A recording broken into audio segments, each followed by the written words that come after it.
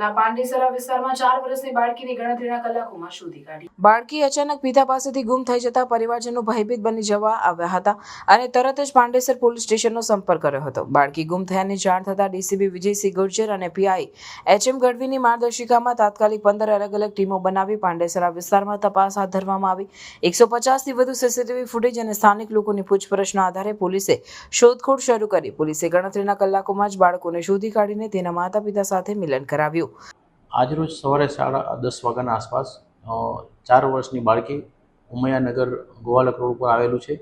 ત્યાં એના ફાધર સાથે રમતા રમતા ગુમ થયેલી.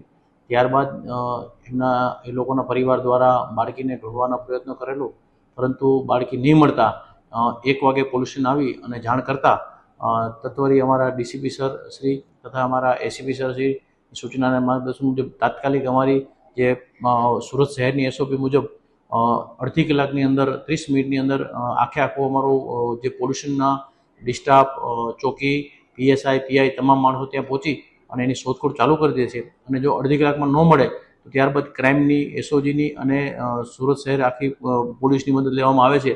પરંતુ અડધી કલાકની અંદર જ અમારી જે ટીમ હતી, અમારા જે પોલીસ હતી, ડિસ્ટાફ હતા, પીએસઆઈ હતા, અમે લોકો હતા, સર્વ અમારી આખી ટીમ જઈ અને બાળકીને અમે ગણતરીના મિનિટોમાં જ ગોતી લઈ અને બાળકીના મા બાપને બાળકી સુપરત કરેલી છે.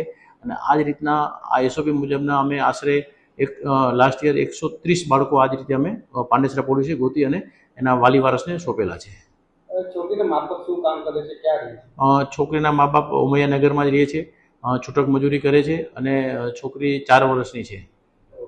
બીજા વાલીઓને શું સંદેશો આપવાનો? વાલી વારસને એ સંદેશો છે કે તમે તમારા બાળકોનું ધ્યાન રાખો અને જો તમે કામે જાઓ છો, મજૂરી કામે જાઓ છો, બંને મા બાપ જો કામ કરતા હોય તો સુરત શહેરમાં અને પાંડેસરામાં અમારે ડે કેરનું એક સંસ્થા કરવામાં આવે છે, જેમાં બાળકને સવારે 10 થી સાંજના 6 વાગે રાખવામાં આવે છે, ફ્રી ઓફ ચાર્જ રાખવામાં આવે છે.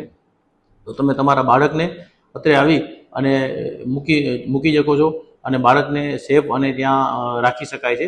અને એ લોકો રમવાનું જમવાનું બધું જ આપે છે. તો ડે કેરમાં તમારા બાળકને સોંપી અને તમે જાઓ એવી અમારી ખાસ તમને લોકોને ભલામણ છે, જે માતા પિતાઓને.